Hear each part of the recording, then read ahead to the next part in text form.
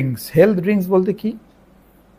লাল চা, herbal tea, black coffee, এগুলো হচ্ছে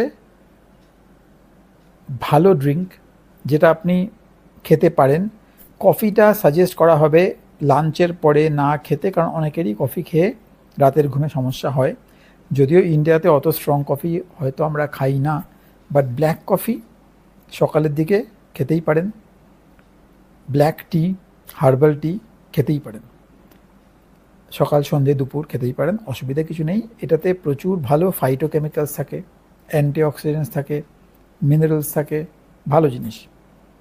প্রোভাইডেড আপনি এর মধ্যে দুধ দিচ্ছেন না, প্রোভাইডেড আপনি এর সাথে চিনি খাচ্ছেন না, বা আপনি এর সাথে সুগার ফ্রি খাচ্ছেন না, বা আপনি এর সাথে কোনো রকম সলিড খাচ্ছেন না, বিস্কিট মুড়ি তো খাচ্ছেনই না, বাদাম ছোলাও বারে বারে খাচ্ছেন না, শুধু শুধু এগুলো খেলে উপকার। এতে আপনার খিদেও কমবে এবং এতে বললাম যেগুলো ওই উপকারগুলো হবে।